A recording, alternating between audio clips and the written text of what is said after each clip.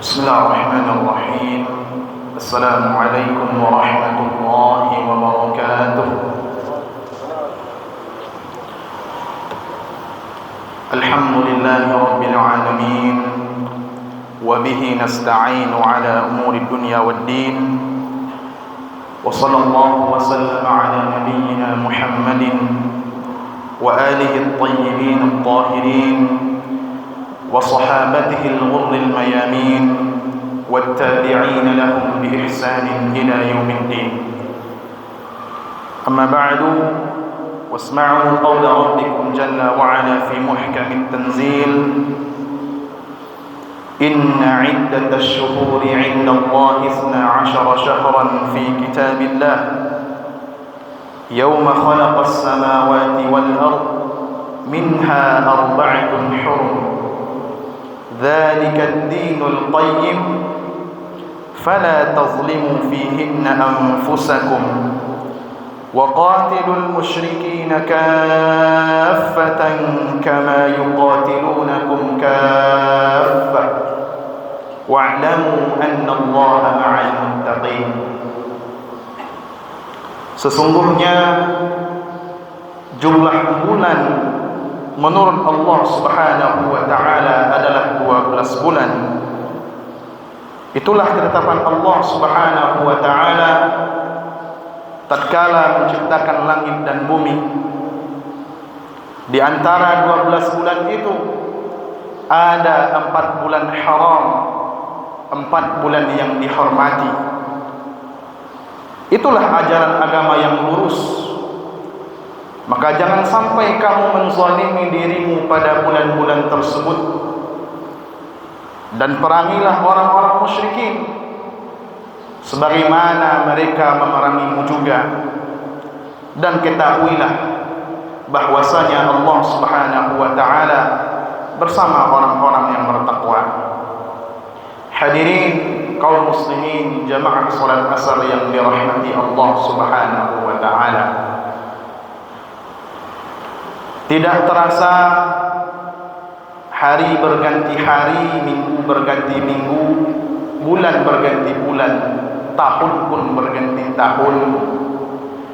Kemarin baru rasanya kita menyambut tamu istimewa Ramadan, lalu berpisah dengannya. Saat ini kita kembali bertamu atau bertemu dengan tamu agung, tidak lain dan tidak bukan bulan-bulan haram. Bulan-bulan haram sebagaimana yang Allah jelaskan dalam Al-Quran, minha 4 hurum. Allah Subhanahu wa ta'ala menjadikan 4 bulan haram di antara 12 bulan tadi. Kita mungkin bertanya-tanya, apa yang dimaksud dengan bulan haram? Karena ada kata haram di sana. Namun hadirin, ketahuilah haram di sini maksudnya bukan apabila dikerjakan berdosa dan apabila ditinggalkan berpahala, bukan itu. Akan tetapi bulan haram yang dimaksudkan adalah bulan yang dihormati, bulan yang dipilih oleh Allah Subhanahu wa taala, bulan yang diagungkan oleh Allah Subhanahu wa ta'ala. Lalu pertanyaannya, yang manakah yang 4 bulan haram tersebut? Karena di dalam Al-Quran, dalam surat At-Taubah ayat 36 yang kita bacakan tadi, Allah menyebutkan 4 bulan haram, tapi tidak ada penjelasannya dalam Al-Quran. Hadirin, penjelasannya ada dalam hadis Rasulullah sallallahu alaihi wasallam yang diriwayatkan oleh Imam Bukhari. Apa kata Rasulullah? Inna iddatash shuhuri 12 syahra minha 4 hurum thalathatun mutawaliyat Dzulqa'dah wa Dzulhijjah wal Muharram wa Rajab Mudhar baina Jumada wa Sya'ban.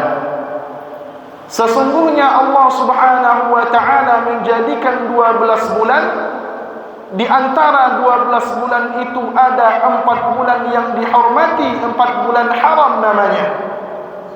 Ada 3 bulan yang berturut-turut, Zulqa'dah, Zulhijjah, dan Muharram. Ada 1 bulan yang bersendirian, itulah bulan Rajab, yang berada di antara bulan Jumadil Akhir dan Sya'ban.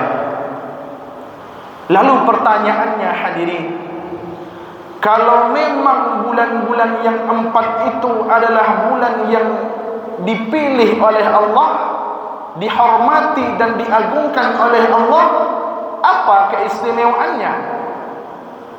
Apa hal yang spesial dari bulan ini? Allah Subhanahu wa ta'ala mengatakan, "Fala tazlimu fihinna anfusakum." Jangan sampai kamu berbuat zalim pada bulan-bulan tersebut. Jangan sampai kamu berbuat zalim pada bulan-bulan haram. Jangan sampai berbuat zalim pada bulan Zulqa'dah, Zulhijjah, Muharram dan Rajab. Jangan sampai menzalimi diri sendiri, apalagi menzalimi orang lain, mengambil hak orang lain, mengambil yang bukan hak kita, dan segala perbuatan zalim lainnya. Jangan sampai hal itu kita lakukan. Kenapa?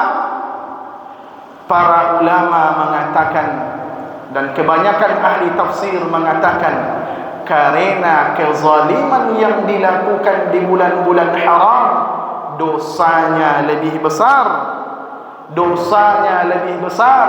hukumannya lebih berat daripada dilakukan di luar bulan-bulan haram.